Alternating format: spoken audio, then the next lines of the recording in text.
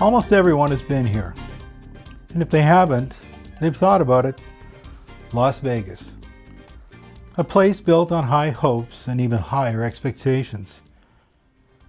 People come here believing this might be the time. The trip where it all works out. The moment they come out ahead. But Vegas isn't anyone's pushover. It takes more than it gives, and it doesn't reward hope. It rewards discipline. We didn't come for the tables. We came looking for something else. A hidden masterpiece. Because in a place like this, where money moves fast, you think something might slip through the cracks. But that only happens if you know what you're looking for.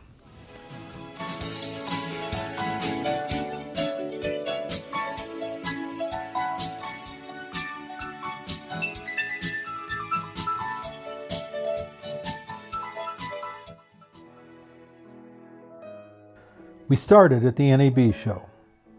It's the biggest annual gathering in broadcasting. All the major players are here. Networks, studios, tech companies. And then there are people like me, independent creators, looking for ways to improve, to sharpen the image, to tell a better story. Because in the end, production value matters. But it doesn't replace judgment, and it doesn't find paintings.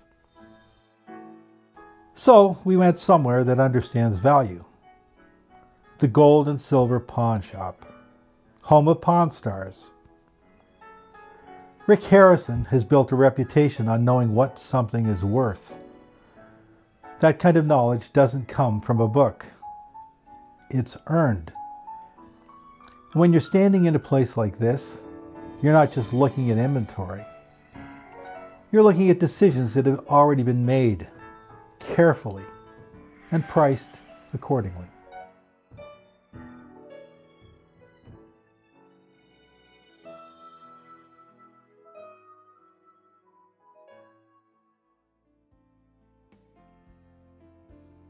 This is the Antique Mall of America, a very different environment.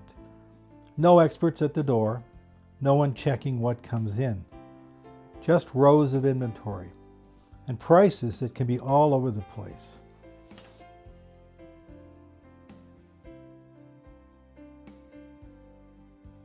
Well, Antique Malls of America, 43,000 square feet, the biggest antique mall in Nevada. And it looks like there's lots to explore here. Of course, the first thing you're going to see in an antique mall in Las Vegas is the king himself. Pretty big piece. Not sure what it is. Seems to be some kind of cast. Pretty well done if you're an Elvis fan. I really like the collar. I mean, that's amazing. Anyways, let's go. So here in Nevada, obviously I'm not going to find a California Impressionist, so I'm not going to look for that. But maybe we can find something interesting.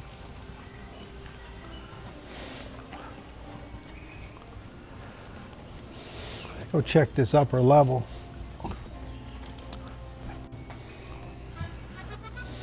Well, there's your first pot boiler. Pretty big one too.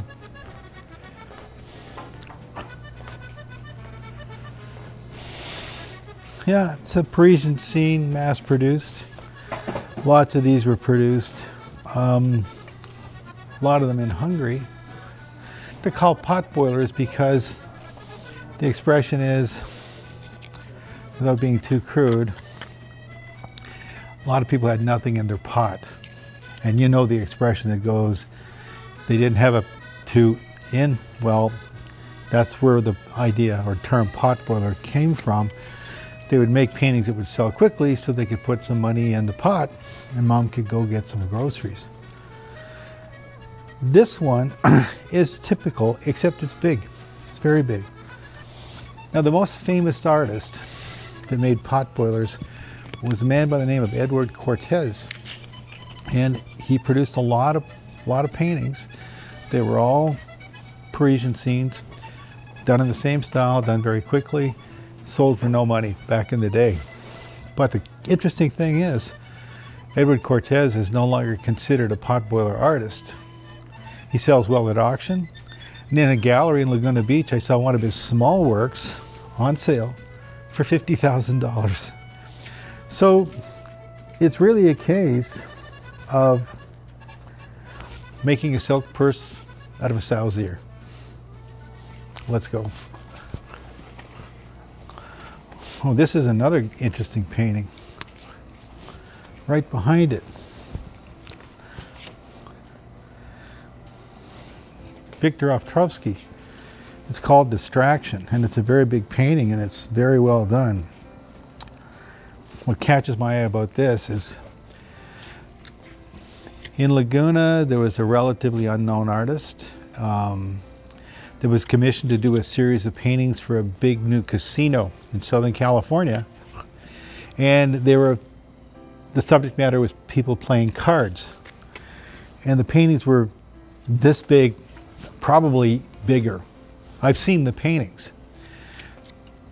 But the dealer in Las Laguna told me that the artist basically was unknown when he got commissioned, but he got paid $4 million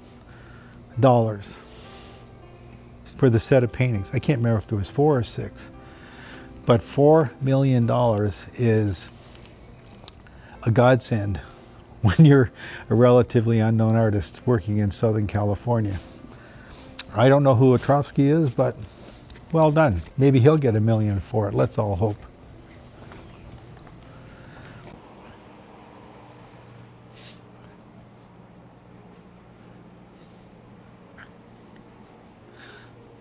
It's nice.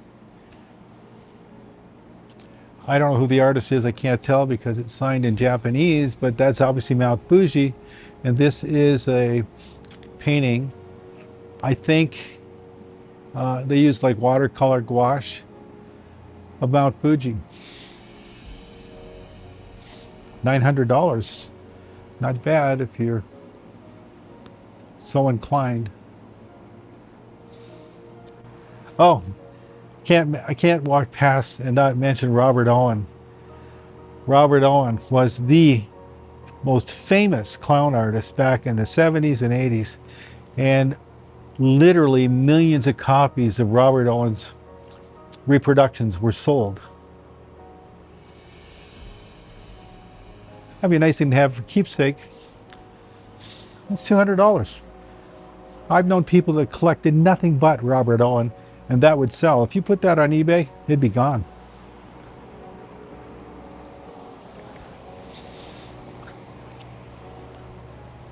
You think they got a Vincent van Gogh here?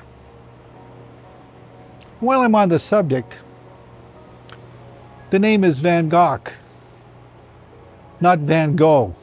His name is not Vincent van Gogh. G-O-G-H in Holland was pronounced like a K. So it's Vincent van Gogh.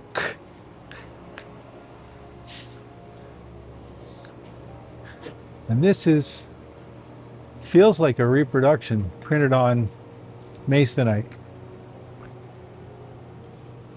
Oh, and right next door,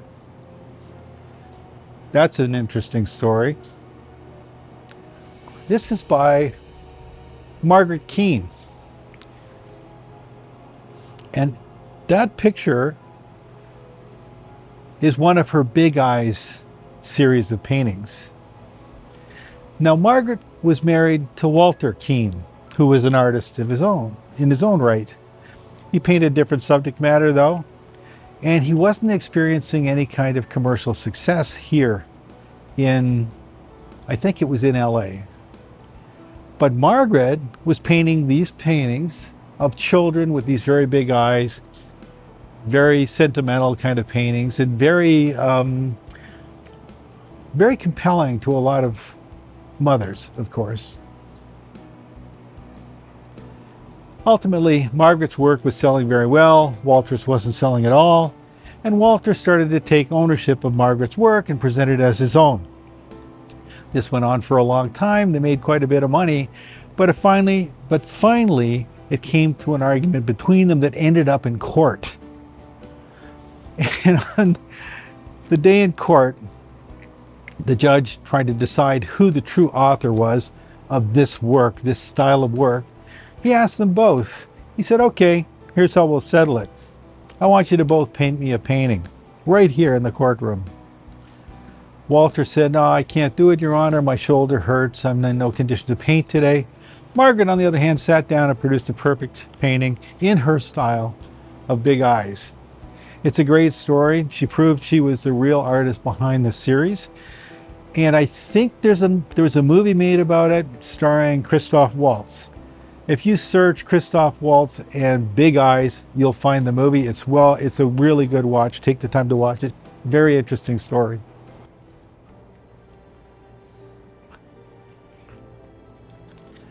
Now, that's an interesting work, and it says Frederick Remington, 1919.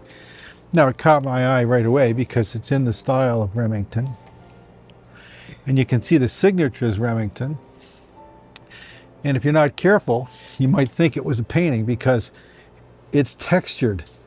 I could feel the texture, almost like the texture of the paint right on the canvas.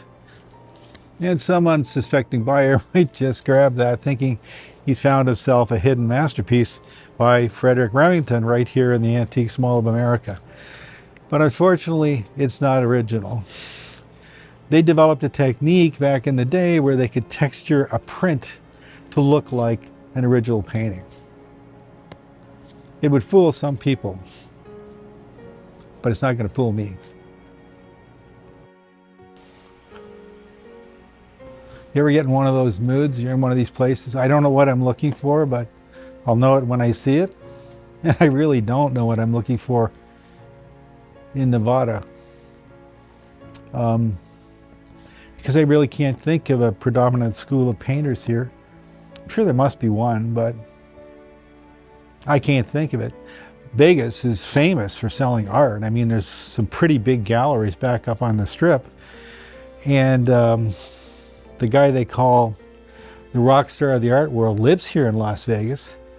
Name is Michael Goddard, and sells an awful lot of work through his gallery. I think it's in Rio, and also on the cruise ships. He's extremely popular with the cruise ship auctions.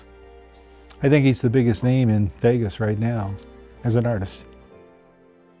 There's a lot more here than I expected. It's over 43,000 square feet. So we'll have to come back in part 2 to finish our hunt. If you'd like to go deeper than what I share here on YouTube, visit johnsumner.com/insider. Join my email list and I'll share upcoming projects with you and private releases before they're announced publicly. johnsumner.com/insider.